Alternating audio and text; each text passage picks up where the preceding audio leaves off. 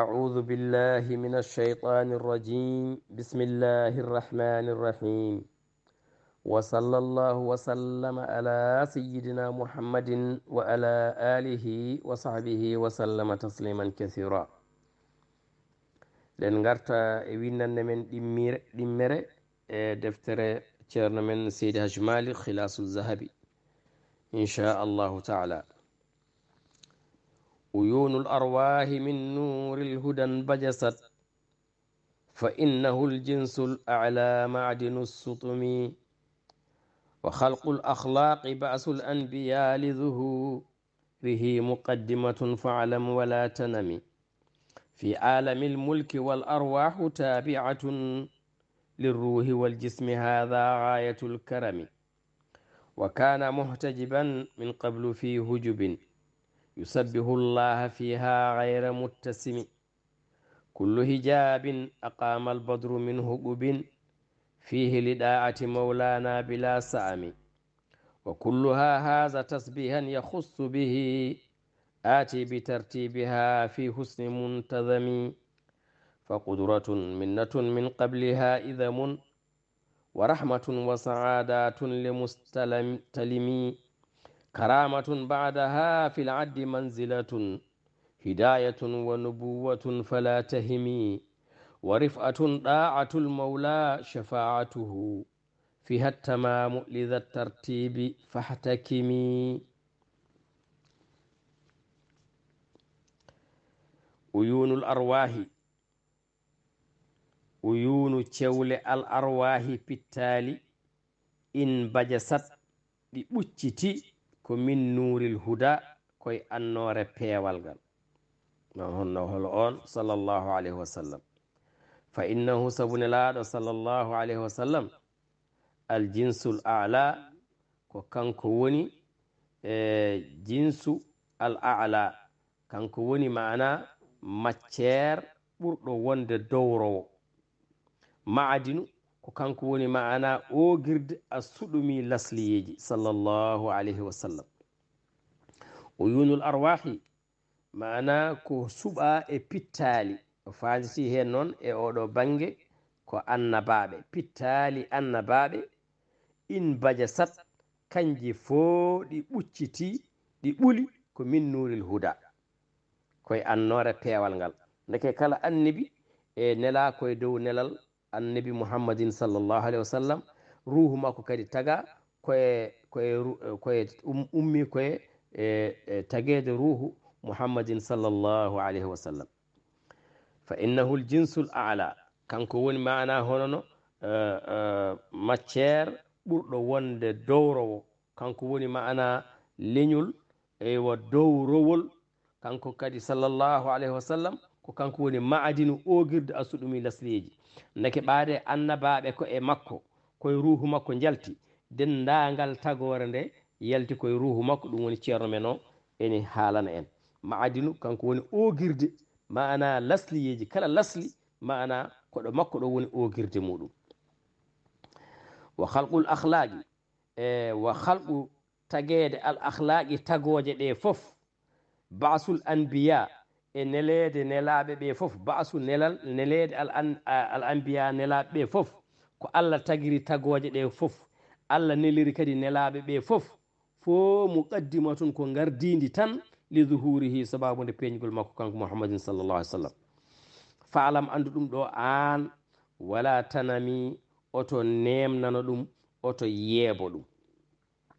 ɗum woni ganda nelaɗo men muhammadin sallllahu alayhi wa sallam ko kanko tan Allah tagi e tagoje fof jalti e makko e giray annabaɓe ha e nelaɓe ha e waliyaɓe ha e ruhuji fof ha e tagoje bawɗe wonde fof e kala tagoje tago ko wiyete alam en kalino e darsu men gadano ewa kala awalimuji ɗi fof tagira mana ɗi peñiri ko sababude nelaɗo men muhammadin sallah sallam ala ko haali noon kadi ha yetti mana honono yimɓe ɗum woni ko wi wa halqul akhlaqi basul anbiya ko tagoje ɗe ko Allah tagiri tagoje ɗe fof basul anbiya ko neliri nelaɓe ɓe fof tan ɗum ɗo fof muqaddimatu ko gardidi tan li zuhurihi sababune feñde mana nelaɗo men mouhammad sallah sallam ɗum fof ari ko feññinde mana hono no nelaɗo men mouhammad sallah sallam mana no pamreten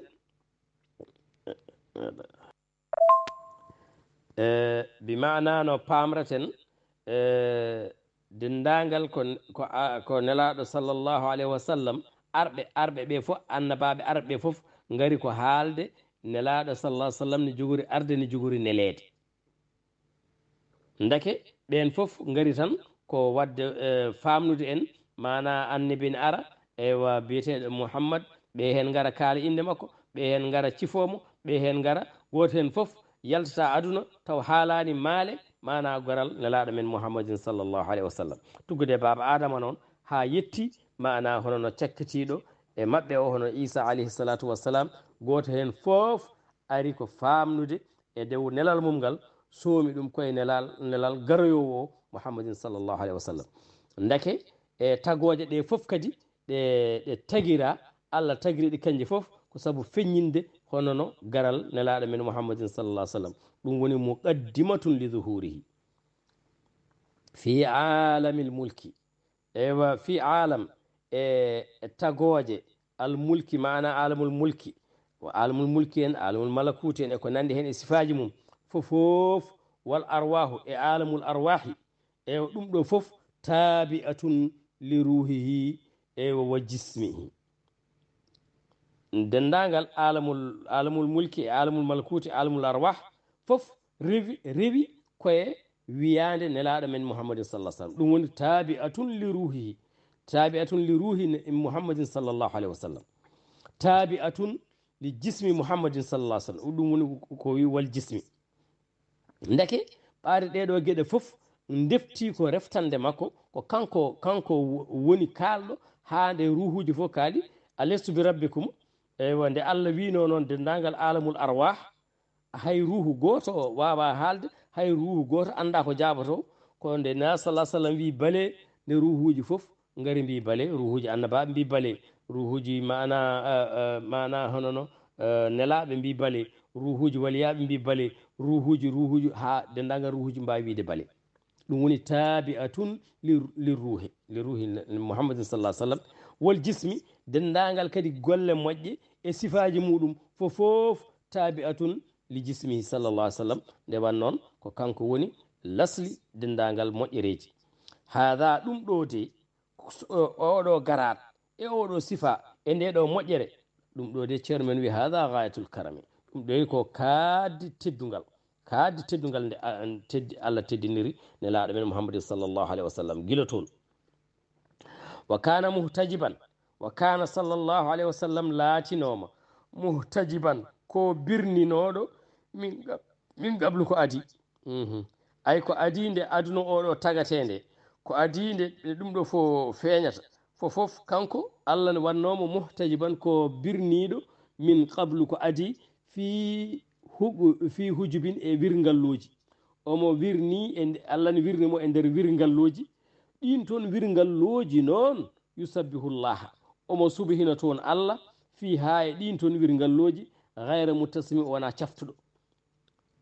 wirgalluji allah tagi wirgalluji soomimo hen o mofte ɗin ɗon wirgalluji ewa omo rewa toon allah ewa nden haydara jolani haydara kewani allah waɗani haydara sowona ɗum ɗin toon wirgalluji noon ceerno men ne haalene o wi kullu hijabin aqama al badru min huɓɓubin kullu hijabin kala hen mana wirgallo kala hen wirgallo aqama ñiiɓi ɗon al badru lewru ndu mouhammadin sallllahu alayhi wa sallam min huɓɓubin e dumunna fihi e on ɗon e ɗinɗo e on ɗon wirgallo hen foof o ñiiɓe muɗum dumunna holko ñiiɓire mum e on ɗon dumunna li ɗaati mawlana e rewde mo mawlana kalifa men o allah tabaraka wa taala o woni hen bila saamin ko alda e saftude nane yusabbihullah fiha gayra muttasimi omo wonno toon omo subhinana allah ewa ko alda e tampere ko alda e saftede ɗone kadi li ɗaatihi omo ɗofto ɗon allah omo rewa ɗon allah mana mawlana ɗum woni kalifa men o bila saamin ko alda e saftede ɗum woni ko wi wa kulluha e wirgalloji ɗi o wi ɗi noon wa kulluha haza tasbihan yahussu bihi wa kulluha kala hen wirgallo noon haza fandini dañi tasbihan cubhinaali yahussu bihi ɗi ina heeroro wirgalloji ɗi fof no ɗi potiri nelaɗo sallallah alih w sallam wirgallo hen fof o subhini ɗon subhinago heerigo ngo jiida e oye wirgallo fof dañi subhinago mum heerigo ɗum woni ko wi kanko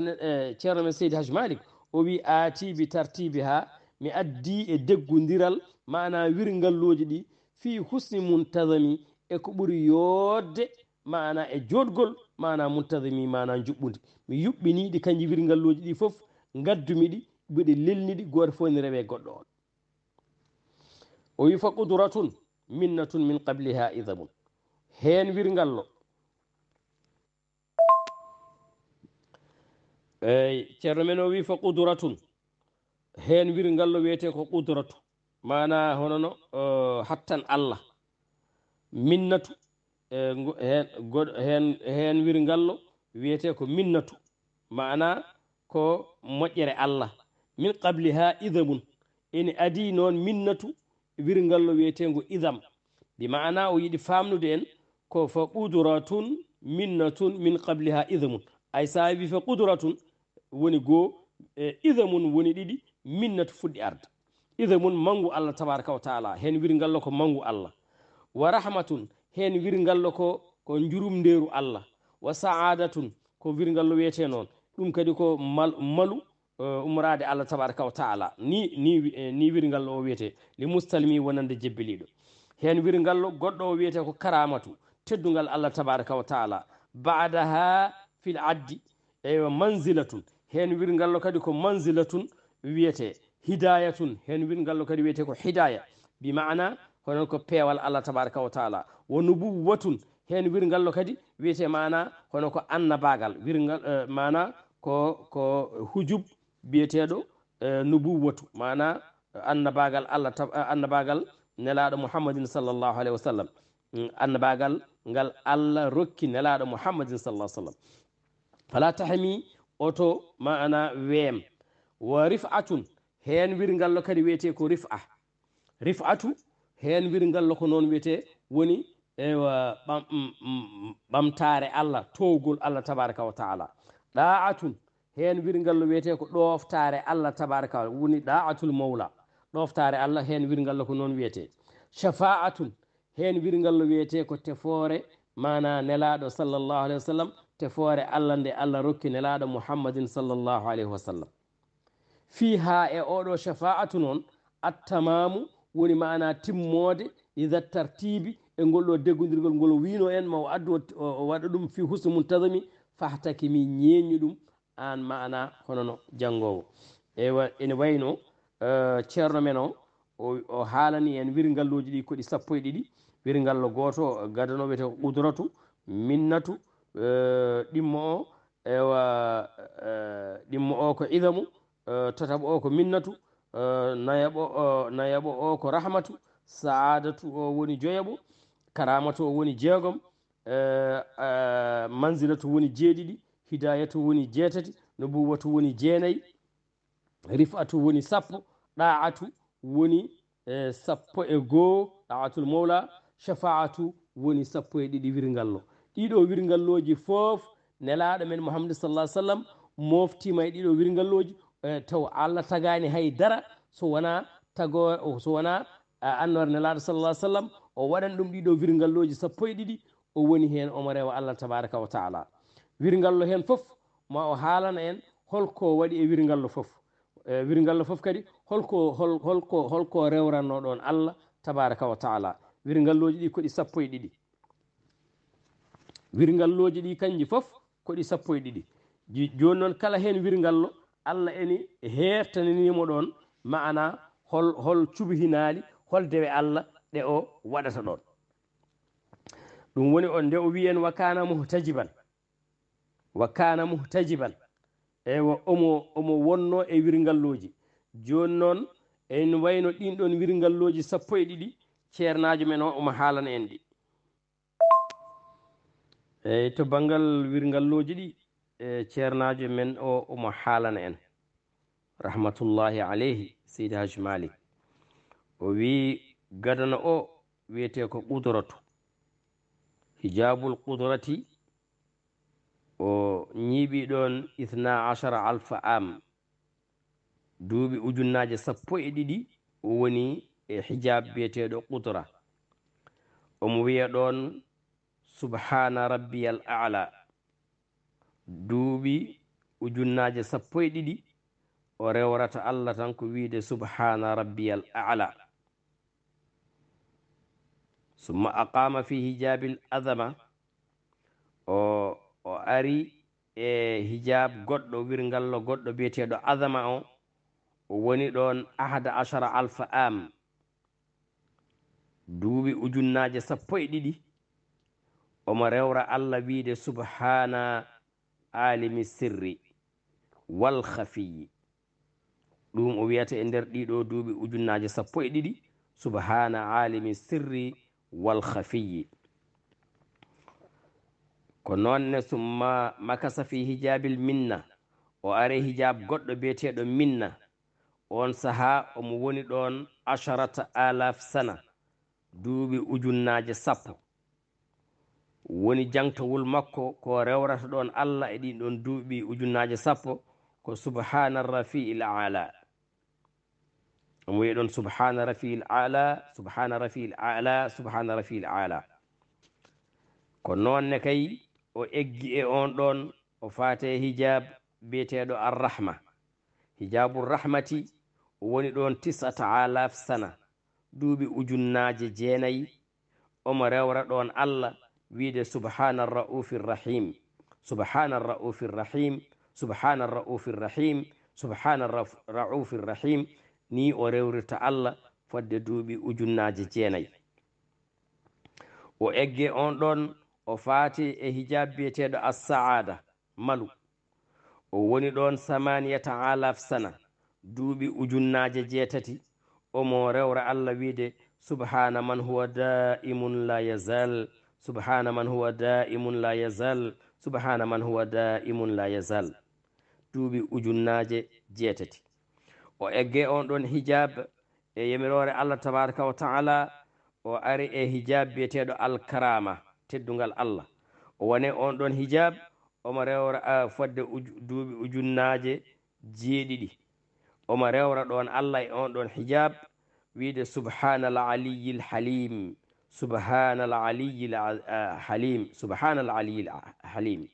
noon o woori fodde duuɓi ujunnaje 7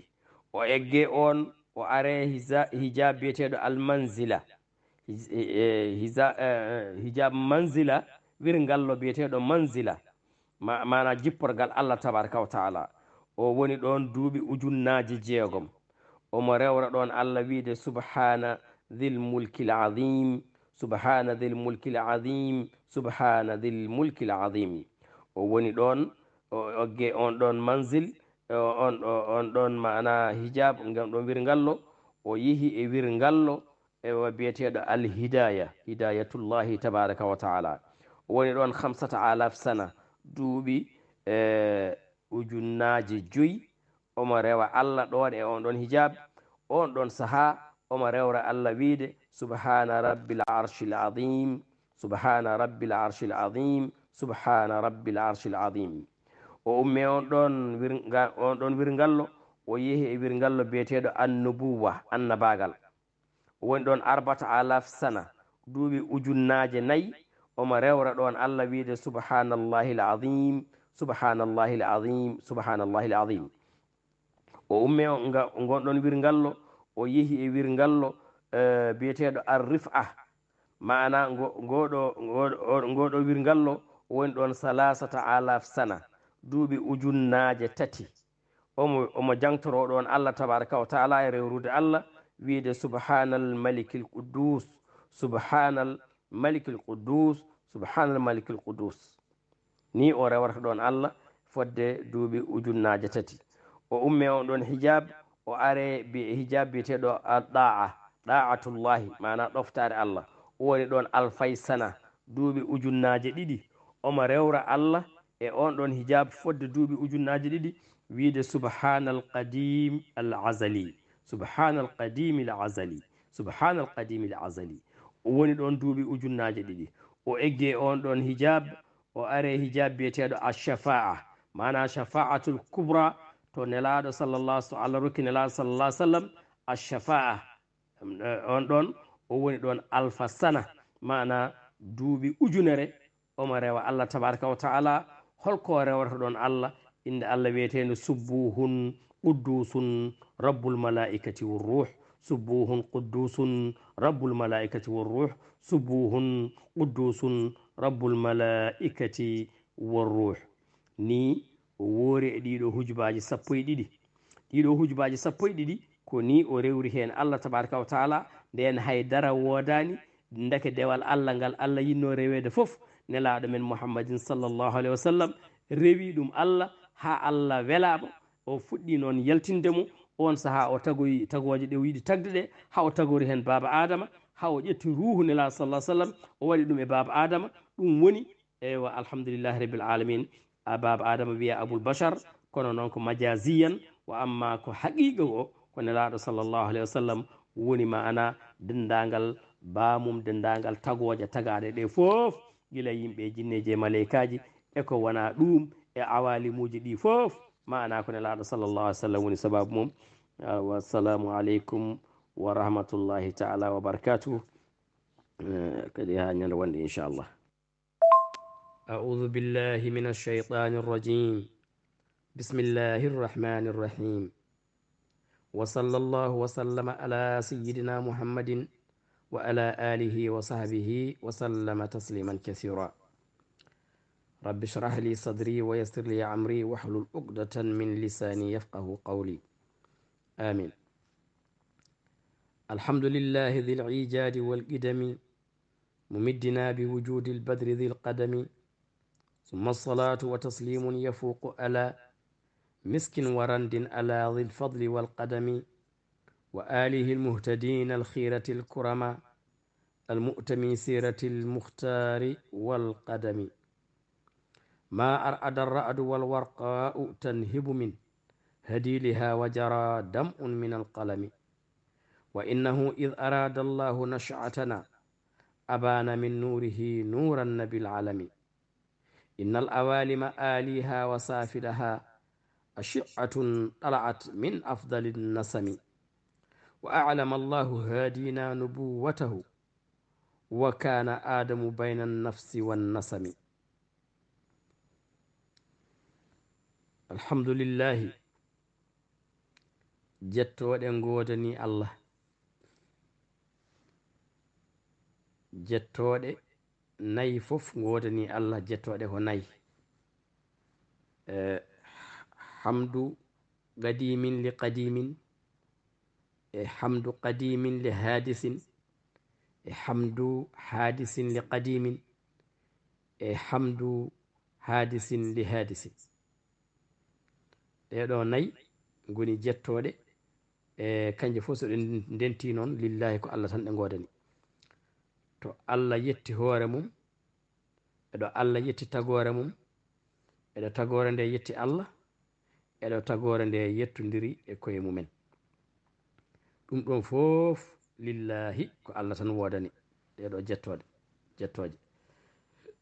Allah mo ganduɗa dhil ijadi ko joom gonnugol wolqidami e genɗugol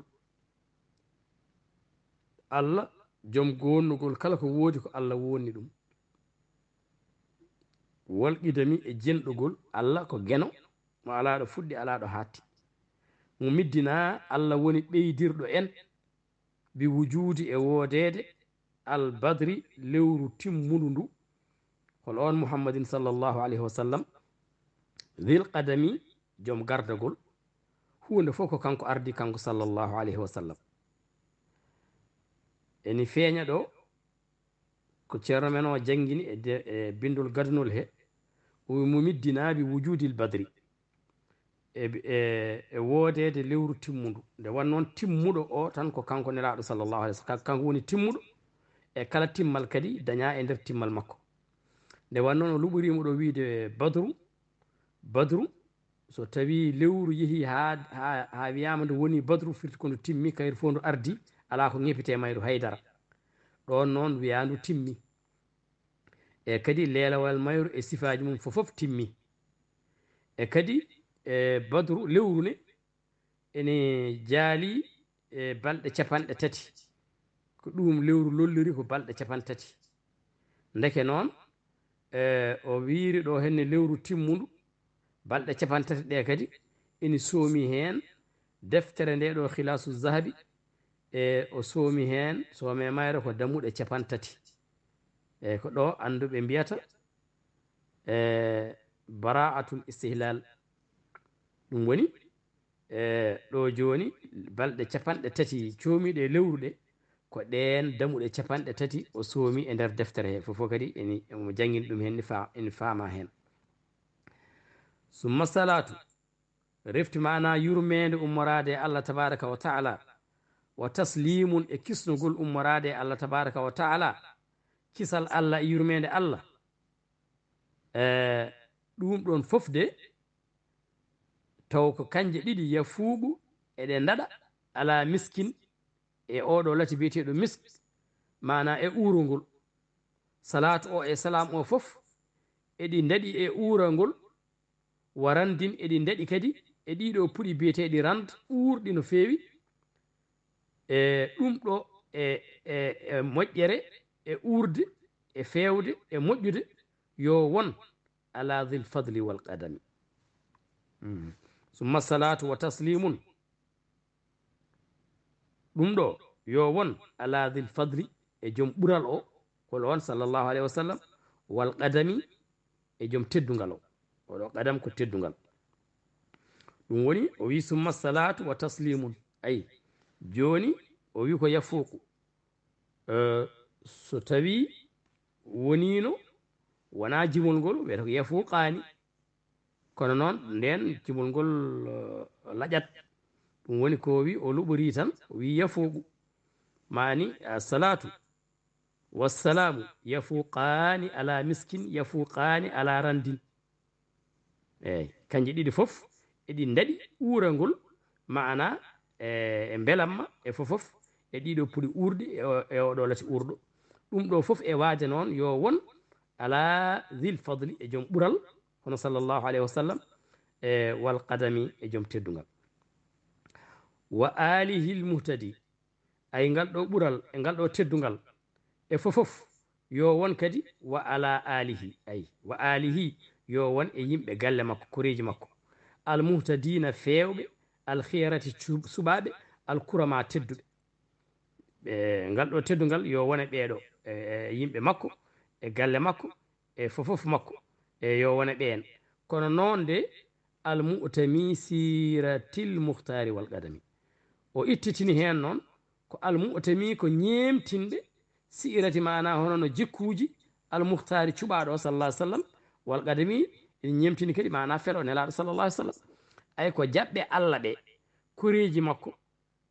jaɓɓe allah ɓe ko ɓen de oɗo duwaw wiya yo jaɓane oɗo duwaw ndeke o ittitini hen kanko ceero men o jiiduɓe na sallah sallam ɓe jaɓani allah ko jaɓɓe allah ɓe e kala ɗo jaɓɗo allah hatti fofof naati e oɗo duwaw ɗum woni koye wa alihi l muhtadina al khirati l kurama wa alihi e koreji makko al muhtadina fewɓe al khirati suɓaɓe al kurama tedduɓe al mu'tami ñemtinɓe noon siratul muhtari mana e jikkuji nelaɗo holɗum sunna makko ñemtini kadi wal qadami e felo makko mana felo ne alah sallah sallam ñemtini mana ne alah sallah sallam wi ashhadu an la ilaha illallah wa anna muhammadan rasulullah kala biɗo ashhadu an la ilaha illallah wa anna muhammadan rasulullah ana naati hen kala mo wiyani hay saɗa jiide makko ana natani hen wal qadami mana e felo ne alah sallllahu alayhi wa sallam ma ar ada ay ngal ɗo ɓural e ngal ɗo kisal e ngal ɗo teddungal yo won e nela sallah sallam wona e koreji na sallah sallam wona e jaɓanɓe nelaɗo sallllahu alayhi wa sallam ma ar ada ɗon ɗo eni digo ar ra'adu hono no ra'adu ɗon ɗo tan asaman eni digo eni lutti wadde e oɗo aduna yo ngal ɗo kisal wone maɓɓe wal warqa u tan hibu ɗon ne kadi ɗon ɗo warqa o foondu tan hibu ene woyana min hadili ha mana cofel mum